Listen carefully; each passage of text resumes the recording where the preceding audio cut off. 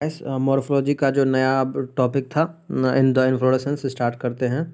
देखो फ्लावर जो होता है किसका मॉडिफायर, शूट का जो फ्लावर होता है वो शूट का मॉडिफाइड होता है, ठीक है। शूट एपिकल मेरिस्टेम जो है वही चेंज होकर फ्लोरल मेरिस्टेम बनाता है। और इसमें क्या होता है ना, जो स्टेम में जो इंटरनोड होता है वो ज़्यादा इलोंगेट नहीं होता है और नोड सब जितना होता है ना वो कंडेंस्ड हो जाता है। कंडेंस्ड होने के बाद जो है ना मतलब कुछ एपेक्स पे जो शूट एपेक्स पे जो है बहुत सारा फ्लोरल अपेंडेज निकलता है सक्सेसिव नोड से। देखो सक्सेसिव नोड से जो पढ़े होंगे लीव्स निकलता है, लीव्स के जगह जो है ना यहाँ पे फ्लोरल अपेंडेजेस निकलता है। जैसे कि हो गया फ्लोरल अपेंडेजेस में क्या क्या हो जाएगा, जैसे कि कार्पल हो गया, स्टामेन हो गया, ये सब निकलेगा, ठीक है। अब देखो जो शूट टिप होता है वही बाद में ट्रांसफ़र हो जाता है फ्लावर में। और फ्लावर कैसा होगा, सोलिटरी होगा यानी सिंगल होगा हमेशा। अब देखो फ्लावर का जो फ्लोरल एक्सिस होगा उसी पे जो फ्लावर का अरेंजमेंट होता है उसी को क्या बोला जाता है, इन्फ्लोरेसेंस, ठीक है। अब इन्फ्लोरेसेंस से ये भी डिपेंड करता है कि जो एपेक्स वाला पार्ट था अगर वहाँ पे फ्लावर है उस बेस पे जो इन्फ्लोरेसेंस को उसको दो पार्ट में डिवाइड करते हैं। मेजर टू टाइप्स का होता है, एक तो रेसिमोज हो गया, दूसरा साइमोज हो गया। रेसिमोज के केस में क्या होगा, रेसिमोज टाइप ऑफ इन्फ्लोरेसेंस में क्या होता है, जो मेन एक्सिस होता है वो कंटिन्यू ग्रो करता है और फ्लावर जो है लेटरली बनता है, ठीक है। और एक्रोपिटल सक्सेशन में, अब एक्रोपिटल का मतलब ये हुआ कि जो नया वाला फ्लावर है ना वो पीक पे रहेगा और ओल्डर वाला पार्ट पीछे रहेगा। मतलब नया वाला फ्लावर जो होगा वो आगे रहेगा और पुराना ओल्ड वाला पीछे रह जाएगा, ठीक है। अब साइमोज इन्फ्लोरेसेंस में क्या होता है कि जो फ्लावर होगा ना वो एपेक्स के अब टर्मिनेट पार्ट पे बन जाएगा, लिमिटेड ग्रोथ होता है इसमें साइमोस के केस में। और इसमें बेसिपिटल ऑर्डर होगा, ठीक है। नया वाला सब पुराना, नया वाला सबसे पीछे, पुराना वाला आगे रहेगा, ठीक है। अब फ्लावर की बात करते हैं। अगला अगला यूनिट जो है फ्लावर जो है इसको क्या माना गया, रिप्रोडक्टिव यूनिट बना गया। एंजियोस्पर्म का रिप्रोडक्टिव यूनिट क्या है, एंजियोस्पर्म का फ्लावर है। फ्लावर में ही एक्चुअली फ्लावर ही है जहाँ पे सेक्सुअल रिप्रोडक्शन होता है, ठीक है। फ्लावर में 4 टाइप का वॉल पाया जाता है, वॉल, ठीक है, जो कि सोलन एंड पे जो पे थैलेमस था वहाँ पे रहता है, ठीक है। सोलन एंड स्टाक जो पेडिसिल था थैलेमस पे चार वॉल प्रेजेंट रहता है, जैसे कैलिक्स हो गया, कोरोला हो गया, एंड्रोशियम हो गया और गैनोशियम हो गया। कैलिक्स और कोरोला को जो है ना एक्सेसरी ऑर्गन बोला जाता है, जबकि एंड्रोशियम और गैनोशियम को रिप्रोडक्टिव ऑर्गन बोला जाता है। कुछ फ्लावर में जैसे लिली फ्लावर में बात करें तो कैलिक्स कोरोला जो है ना आपस में अलग अलग नहीं रहता, एक साथ जुड़ जाता है। तो इस कंडीशन को क्या बोला जाता है, पेरियंथ कंडीशन बोला जाता है, ठीक है। अब देखो फ्लावर, अगर एक फ्लावर है उसमें एंड्रोशियम और गैनोशियम दोनों एक ही में है तो वो कैसा कंडीशन हो जाएगा, बायोसेक्सुअल फ्लावर हो जाएगा। और अगर स्टामेन और कार्पल अलग अलग फ्लावर में है तो ये यूनिसेक्सुअल कंडीशन हो जाएगा। अब हम फ्लावर में सिमेट्री की बात करते हैं तो देखो 3 टाइप की सिमेट्री पाई जाती है, एक्टिनोमॉर्फिक, जाइगोमॉर्फिक और उसके बाद असिमेट्रिकल, ठीक है। तो एक्टिनोमॉर्फिक को क्या बोला जाता है, रेडियल सिमेट्री बोला जाता है। तो एक्टिनोमॉर्फिक के केस में क्या होगा, जब फ्लावर जो है ना बिल्कुल किसी भी एक प्लेन में, अगर वो प्लेन सेंटर से पास करता हो और 2 इक्वल पार्ट में फ्लावर डिवाइड हो जाता है, 2 इक्वल रेडियल में हाफ हो जाता है, इक्वल पार्ट में अलग हो जाएगा, तो उसको सेंटर में, लेकिन वो जो प्लेन होगा रेडियल, कोई भी ऐसा प्लेन जो एनी रेडियल सेंटर से पास करे और 2 इक्वल हाफ में बांट दे फ्लावर को, उसको एक्टिनोमॉर्फिक बोला जाता है। इसका एग्जाम्पल याद रखना, एग्जाम्पल ही इंपॉर्टेंट है। एक्टिनोमॉर्फिक को ही रेडियल सिमेट्री भी बोला जाता है। इसका एग्जाम्पल मस्टर्ड, धतूरा, चिल्ली में ऐसा पाया जाता है। अब देखो जाइगोमॉर्फिक केस में क्या होगा कि कोई एक वन पार्टिकुलर वर्टिकल प्लेन, एक कोई पर्टिकुलर प्लेन में अगर पार्टिकुलर वर्टिकल प्लेन में अगर बांटते हैं 2 सिमिलर हाफ्स में तो उसको जाइगोमॉर्फिक बोलते हैं। इसका एग्जांपल, इसको बायलैटरल सिमेट्री भी बोला जाता है और इसका एग्जांपल पी बीन, गुलमोहर, केशिया। अब देखो एक ऐसा फ्लावर होता है जिसमें किसी भी एंगल से अगर तुम किसी भी प्लेन में काट रहे हो तो 2 अलग अलग इक्वल पार्ट में नहीं डिवाइड हो रहा है तो उसको एसिमेट्रिकल बोलते हैं या इरेगुलर बोलते हैं, तो जो कन्ना के केस में देखा जा सकता है। अब देखो फ्लावर या तो ट्रायमेरस भी हो सकता है, टेट्रामेरस भी हो सकता है या पेंटामेरस भी हो सकता है। जो फ्लोरल अपेंडिसेस का नंबर 3, 4, 5 भी हो सकता है, ठीक है।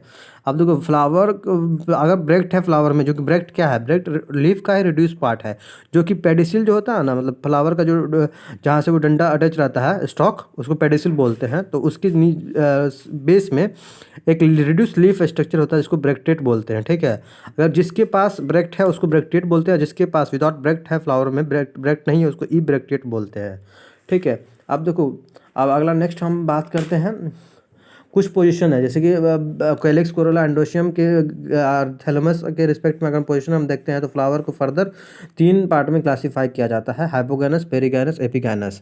हाइपोगैनस के केस में क्या होगा, जो गाइनोशियम वाला पार्ट होगा ना वो हाईएस्ट पोजीशन पे होगा, उसके नीचे ही सब होगा, ठीक है। उसके नीचे सब होगा। तो हाइपोगोनस को क्या बोला जाता है? हाइपोगोनस को सुपीरियर ओवरी भी बोला जाता है। अब किस केस में ये देखा जाता है? Mustard, China rose, brinjal. अब देखो, अगर गायनेशियम जो है, गायनेशियम अगर सेंटर में पाया जा रहा है, अब बाकी जो पार्ट है फ्लावर का वो उसके रिम ऑफ सिलेबस में पाया जाता है सेम लेवल पे, तो उसको पेरिकाइनस बोला जाता है। तो ऐसे में ओवरी को क्या बोला जाता है? Half inferior. ठीक है, इसका एग्जाम्पल देखा गया प्लम, पीच, रोज में।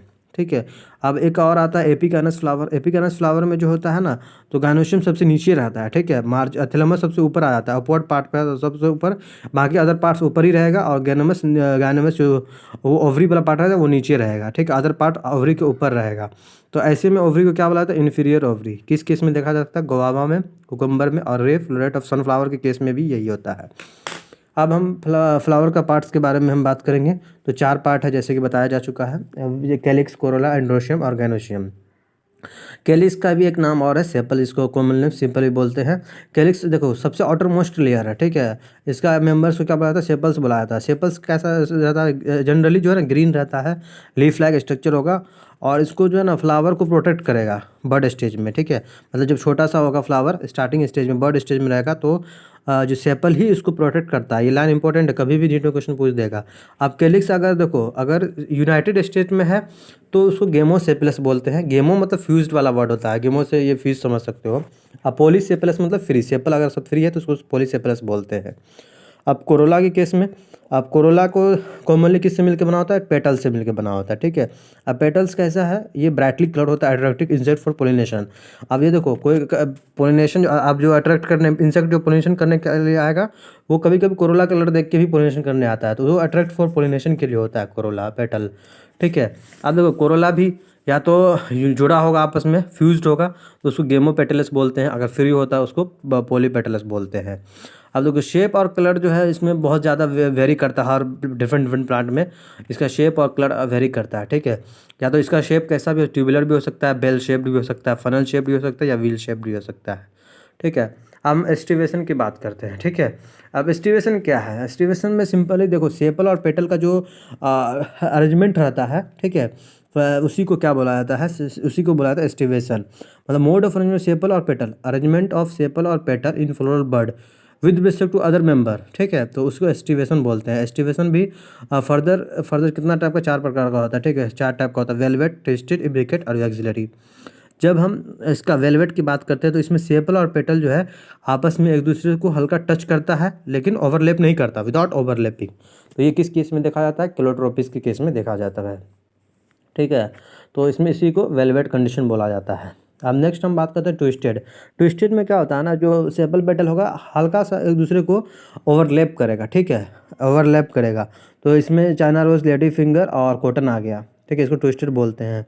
अब देखो, अब एक और आता है कि सेपल और पेटल ओवरलैप तो करेगा लेकिन कोई पार्टिकुलर डायरेक्शन में नहीं, नॉट एनी पार्टिकुलर डायरेक्शन। तो उस केस में क्या बोला जाता है?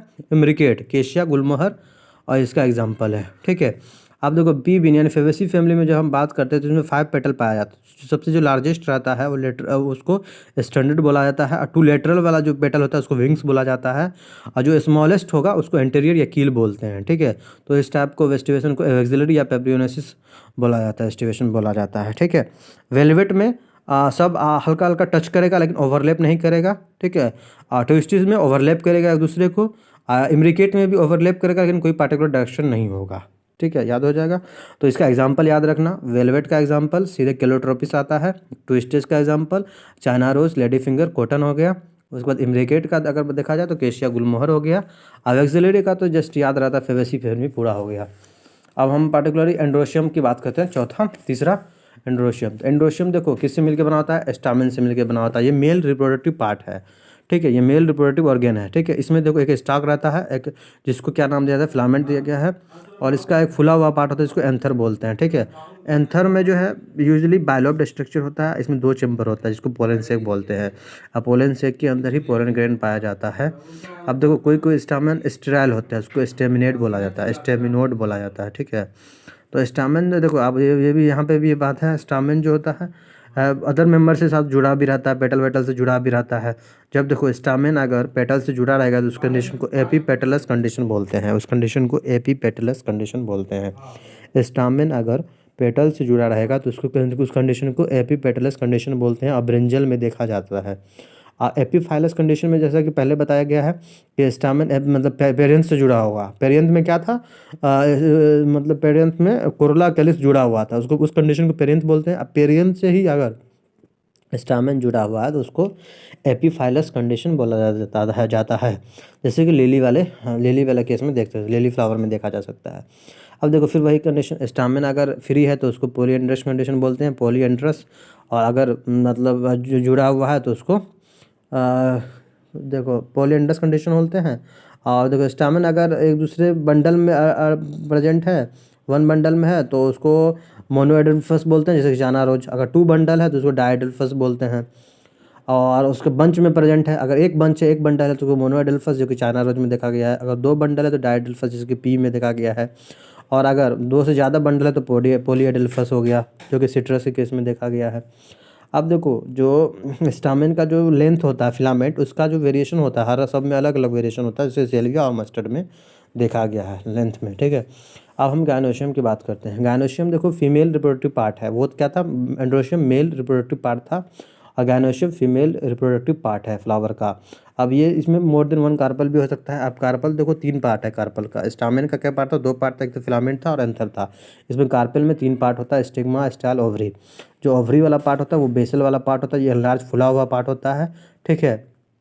और जो ट्यूब लाइक स्ट्रक्चर होता है उसको स्टाइल बोलते हैं, ठीक है। अब स्टाइल ओवरी और स्टिग्मा को कनेक्ट करता है, ठीक है। अब स्टिग्मा क्या है, स्टिग्मा टिप ऑफ स्टाइल के टिप पे पाया जाता है और ये एक सरफेस प्रोवाइड करता है, एक प्लेटफॉर्म प्रोवाइड करता है जो कि जहाँ पे पोलन ग्रैंड आके रह सके, ठीक है। तो देखो ओवरी में क्या होता है कि each ovary more than one ovary के अंदर ज़्यादा से ज़्यादा एक से ज़्यादा ओविल रहता है, अटैच रहता है किससे, एक कशन लाइक स्ट्रक्चर होता है जिसको प्लासेंटा बोलते हैं, ठीक है।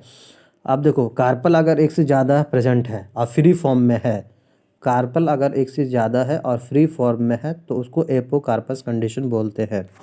कार्पल फ्री फॉर्म में है और एक से ज़्यादा भी है तो उसको क्या बोलते हैं, एपोकार्पस, जैसे कि लोटस और रोज में देखा गया है। अगर कार्पस फ्यूज्ड फॉर्म में है तो उसको मस्टर्ड और टोमेटो बोलते हैं, ठीक है। तो मस्टर्ड सिनकार्पस बोलते हैं, फ्यूज्ड फॉर्म है तो उसको सिनकार्पस बोलते हैं। इसका एग्जाम्पल मस्टर्ड और टोमेटो में देखा गया है, ठीक है। अब देखो फर्टिलाइजेशन के बाद क्या होगा, जो ओव्यूल होगा उसको सीड में बन जाएगा और जो ओवरी होगा वो फ्रूट में बन जाएगा। नेक्स्ट हम प्लासेंटा की बात करते हैं, ठीक है। प्लासेंटा के केस में देखो क्या होता है, इसमें क्या है, देखो सबका अरेंजमेंट पढ़ा, फ्लावर का अरेंजमेंट पढ़ा तो इन्फ्लोरेसेंस बोल दिया, वेनलेट का अरेंजमेंट पढ़ा तो वेनेशन बोल दिया। उसी तरह अगर ओव्यूल का ओवरी के अंदर ओव्यूल का अरेंजमेंट पड़ेगा तो उसको प्लासेंटा बोला गया है, ठीक है, प्लासेंटेशन बोला गया है। प्लासेंटा भी डिफरेंट टाइप्स का होता है, एक पहला होता है मार्जिनल प्लासेंटेशन। इसमें क्या होता है, प्लासेंटा जो होता है रिच के फॉर्म में वेंट्रल सूचर में, सूचर के फॉर्म में पड़ा रहता है, ठीक है, ओवरी में रहता है। और जैसे कि इसमें रो के फॉर्म में रहता है, ठीक है, फॉर्मिंग टू रोज बनाता है। आप पी के केस में देखे होंगे, उसमें है ओव्यूल रहता है, ठीक है। तो व्हेन प्लासेंटा इज, आप देखो एक्सियल के केस में क्या होगा, ओव्यूल आर अटैच्ड एट मल्टीलोकुलर होगा, ठीक है। एक्सियल कंडीशन में ओव्यूल कैसा होगा, मल्टीलोकुलर ओवरी होगा और अटैच होगा। आप प्लासेंटा कैसा, एक्साइल प्लासेंटा कहलाएगा, ठीक है। मतलब एक्सियल कंडीशन में ओव्यूल कैसे अटैच होगा, मल्टीलोकुलर ओवरी में अटैच होगा, ठीक है। उसमें लोकुलर बहुत ज़्यादा होगा। अब प्लेसेंटा को क्या बोलते हैं, एक्साइल प्लेसेंटा, जैसे चाइना रोज टोमेटो लेमन में देखा गया है। पैराइटल प्लासेंटा में क्या बोला गया है कि जो पेरिफेरल पार्ट पे ओवरी डेवलप होता है, कहाँ पे, इनर वॉल ऑफ ओवरी और पेरिफेरल पार्ट पे ओवरी डेवलप हो जाता है। ओवरी जनरली पहले एक चैम्बर का रहता है, लेकिन बाद में ड्यू टू फॉल्स सेप्टम के प्रेजेंट होने, फॉल्स सेप्टम बनने के कारण दो चैम्बर का हो जाता है, ठीक है। बाद में दो चैम्बर रहता है फॉल्स सेप्टम के प्रेजेंट में। फॉल्स सेप्टम को क्या बोलते हैं, रेप्लम बोला जाता है, जैसे कि मस्टर्ड और आर्जिमन में देखा गया है, मस्टर्ड और आर्जिमन में देखा गया है, ठीक है। अब देखो अब एक सेंट्रल एक्सिस वाला होता है, उसमें सेप्टा एब्सेंट रहता है, ठीक है। तो उसको सेंट्रल प्लासेंटेशन बोला जाता है, फ्री सेंट्रल बोला जाता है। डायंथस और प्रिमरोज के केस में देखा गया है। अब एक आता है बेसल में क्या होगा कि जो प्लासेंटा होगा वो ओवरी के बेस वाले पार्ट में डेवलप होगा, सिंगल ओव्यूल उससे अटैच होगा, उसको सनफ्लावर और मैरीगोल्ड के केस में देखा जा सकता है, ठीक है। अब देखो एग्जाम्पल ऐसे इंपॉर्टेंट याद रखना है, मार्जिनल का एग्जाम्पल याद रखना पी। इसका इंपॉर्टेंट पॉइंट याद रखना, वेंट्रल स्विचर वर्ड आएगा, अगर क्वेश्चन आएगा तो वेंट्रल स्विचर होगा, मार्जिनल मार देना, टिक कर देना है। अब एक्साइल प्लासेंटेशन की बात करें तो उसमें लोक्यूल होगा, एक से ज़्यादा तीन कम से कम लोक्यूल होगा, जैसे चाइना रोज और टोमेटो की बात करते हैं, ठीक है। अब उसके बाद अगला आता है पैराइटल में होगा, पेरीफेरी पे अटैच होगा, ठीक है, इनर वॉल के पेरीफेरी पे रहेगा। और तो उस केस में, ठीक है। उसके बाद पेरिफेरल अपराइटल का एग्जांपल याद रखना, मस्टर्ड, आर्जिमन, ठीक है। उसके बाद फ्री सेंट्रल में, सेंटर में बीच में उसमें कोई भी सेप्टा वगैरह एब्सेंट रहेगा, सेंटर में ओविल प्रेजेंट रहेगा, तो फ्री सेंट्रल का याद रखना डायंथस और प्रिमरोज। अब बेसल पार्ट में नीचे बेस में होगा, ओवरी के बेस में ओविल अटैच होगा, ठीक है, उसको बेसल बोलते हैं। और इसमें सनफ्लावर और मैरीगोल्ड याद रखना। अब नेक्स्ट हम फ्रूट की बात करते हैं। तो फ्रूट जो है कोई भी फ्लावरिंग प्लांट का जो फ्लावरिंग प्लांट है एंजियोस्पर्म का कैरेक्टरिस्टिक फीचर है फ्रूट, ठीक है। क्योंकि ये मैच्योर और राइपेंड ओवरी है, मतलब फ्रूट क्या है, ओवरी है, राइपेंड ओवरी, पका हुआ ओवरी है, ठीक है, जो फर्टिलाइजेशन के बाद बनता है, ठीक है। अगर देखो फ्रूट अगर बिना फर्टिलाइजेशन के बन जाए, बिना ओवरी का फर्टिलाइजेशन नहीं हुआ फ्रूट बन गया, तो इसको क्या बोलते हैं, पार्थिनोकार्पिक फ्रूट बोलते हैं, ठीक है। अब देखो फ्रूट में क्या होता है, एक वॉल प्रेजेंट होता है, ठीक है, और अंदर में सीड प्रेजेंट होगा, तो वॉल का क्या नाम है, पेरिकार्प। कार्प मीन्स फ्रूट होता है, ठीक है। अब पेरिकार्प में भी देखो कहीं में ड्राई में भी हो सकता है, फ्लैशी भी हो सकता है, पेरिकार्प थिक भी हो सकता है, फ्लैशी भी हो सकता है। अब पेरिकार्प फर्दर अगर डिफरेंशिएट किया जाए तो इसमें से खुद 3 पार्ट होता है, एपिकार्प, मेसोकार्प और एंडोकार्प। आउटर वाला पार्ट को एपिकार्प बोलते हैं, बीच वाला पार्ट को मेसोकार्प, अंदर वाला को एंडोकार्प बोलते हैं। अब जब हम मैंगो और कोकोनट की बात करते हैं तो फ्रूट उसमें कैसा पाया जाता है, ड्रूप फ्रूट पाया जाता है। ये कैसे डेवलप होता है, याद रखना, मोनोकार्पलरी सुपीरियर ओवरी इसमें होगा, मोनोकार्पलरी और सुपीरियर ओवरी प्रेजेंट होगा, इसमें एक सीड होगा, ठीक है। अब देखो मैंगो वाला केस में जो पेरिकार्प होता है ये डिफ्रेंशिएट होता है थिन, इसका जो एपिकार्प होता है। मैंगो में भी देखो पेरिकार्प को फर्दर 3 पार्ट में बांटते हैं, बताया था। इसमें पहला जो एपिकार्प होगा वो थिन होगा, बीच वाला पार्ट जो होगा फ्लैशी होगा, एडिबल वाला पार्ट होगा, अंदर वाला जो पार्ट होता है वो स्टोनी होगा, ठीक है। जैसे कोकोनट में भी कोकोनट आल्सो ड्रूप फ्रूट है, इसका जो बीच वाला पार्ट होता है वो कैसा होता है, फाइब्रस होता है। अब हम सीड की बात करते हैं, ठीक है। तो सीड की देखो, अब पहले फ्रूट क्या था, ओवरी, फर्टिलाइजेशन ऑफ ओवरी या रैपेंड ओवरी, उसको फ्रूट बोलते हैं। तो ओविल को जो फर्टिलाइजेशन ओविल को क्या बोलेंगे, सीड बोलेंगे। अगर फर्टिलाइजेशन के बाद जो ओविल है उसको क्या बोलते हैं, सीड बोलते हैं, ठीक है। अब सीड किससे मिलकर बना होता है, सीड कोट होगा और एक एम्ब्रियो प्रेजेंट होगा। एम्ब्रियो किससे मिलकर, रेडिकल, और उसमें क्या क्या रेडिकल प्रेजेंट होगा, एम्ब्रियोनल एक्सिस प्रेजेंट होगा। आप कहीं कहीं पे एम्ब्रियो एक अगर एक कोटिलेडन उसमें प्रेजेंट होगा तो 1, जैसे वीट मेज में 2 कोटिलेडन होगा तो ग्राम पीबी में 2 कोटिलेडन होता है। अब डाइकोट सीट की बात करते हैं, ठीक है। डाइकोट सीट की बात करते हैं तो जो structure of dicot seat, outer most जो सीट का कवरिंग होता है उसको सीट कोट बोलते हैं। आप देखो सीट कोट के ऊपर भी 2 लेयर प्रेजेंट होते हैं, जिसको आउटर को टेस्टा बोलते हैं, इनर को टेगमेन बोलते हैं, ठीक है। अब हाइलम जो होता है, हाइलम सीट कोट के इस ऑन द सीट कोट पे प्रेजेंट रहता है जहाँ से फ्रूट अटैच होता है, ठीक है। Developing seed are attach with fruit. आप देखो अबव हाइलम के ऊपर एक पोर होता है, अबव द हाइलम के ऊपर एक स्मॉल पोर होता है जिसको माइक्रोपाइल बोलते हैं, ठीक है। अब देखो सीट कोट के अंदर एम्ब्रियो प्रेजेंट होगा। अब उसमें क्या क्या एम्ब्रियोनल एक्सिस होगा और 2 कोटिलिडन होगा। अब 2 डाइकोट है तो 2 कोटिलिडन उसमें प्रेजेंट होगा, 2 कोटिलिडन प्रेजेंट होगा, ठीक है। कोटिलिडन देखो फ्लैशी भी हो सकता है, उसमें कोटिलिडन में क्या होगा, फ्लैशी होगा, उसमें फूड मटेरियल रिजर्व रहता है, ठीक है। आप देखो एम्ब्रियोनल एक्सिस के at the embryonal axis at present radical plumule. आप देखो इसमें जो है at the 2 ends of the embryonal axis, आप देखो रेडिकल प्रेजेंट और प्लेमिल प्रेजेंट रहता है। रेडिकल से रूट बन जाता है, प्लेमिल से शूट बन जाता है। अब कुछ केस में जो होता है केस्टर, जैसे केस्टर में एंडोस्पर्म पाया जाता है, ठीक है, ये डबल फर्टिलाइजेशन के बाद बनता है। अब उसके बाद जिसमें एंडोस्पर्म होगा उसको एंडोस्पर्मिक सीड बोलते हैं, ठीक है, और जिसमें एंडोस्पर्म नहीं होगा उसमें नॉन एंडोस्पर्मिक सीड बोलते हैं। तो जैसे ग्राम पी बीन ये सब जो है इसमें एंडोस्पर्म नहीं होता है, ठीक है। जैसे कि ज़्यादातर जैसे कि बी बीन ग्राम फेबेसी फैमिली में एंडोस्पर्म प्रेजेंट नहीं रहता मेच्योर सीड में। मेच्योर सीड की जब हम बात करते हैं उसमें एंडोस्पर्म नहीं रहता है, इसको ऐसे सीड को क्या बोलता है, नॉन एंडोस्पर्मिक सीड, ठीक है। हम मोनोकोट की बात करें तो मोनोकोट में जनरली मोनोकोट कैसा होता है, एंडोस्पर्मिक होता है। देखो डाइकोट अगर जनरली बोला जाए ना तो डाइकोट कैसा है, नॉन एंडोस्पर्मिक है, और मोनोकोट कैसा एंडोस्पर्मिक है। लेकिन यहाँ पे एक एग्जांपल है ऑर्किड, ऑर्किड नॉन एंडोस्पर्मिक है। ऑर्किड मोनोकोट है लेकिन ये नॉन एंडोस्पर्मिक है, ठीक है। अब देखो सीरियल वगैरह की बात करें, सीरियल्स में से मेज़ वगैरह की बात करें तो इसमें भी यही है, ठीक है। इसमें एक सीड कोट प्रेजेंट होगा और उसमें एक ही एंडोस्पर्म होगा, ठीक है। तो उसको जो आउटर कवरिंग होगा एंडोस्पर्म का उसको क्या प्रोटीनेशियल लेयर होगा, उसका एलुरोन लेयर बोलते हैं, ठीक है। तो एम्ब्रियो स्मॉल होता है और उसके बाद इसमें जो एक कोटिलिडन होगा उसको वो लार्ज होगा और शील्ड शेप का होगा, शील्ड शेप का उसको एस्कोटेलम बोलते हैं। एक शॉर्ट एक्सिस में प्लीम्यूल रेडिकल निकला रहता है, प्लीम्यूल रेडिकल, प्लीम्यूल से क्या कवर रहता है, एक कवर रहता है क्लिप्टाइल से और रेडिकल क्लोराइजा से कवर रहता है, ठीक है। ये हो गया। अब ये पार्ट लगभग ख़त्म है। अब अगले क्लास में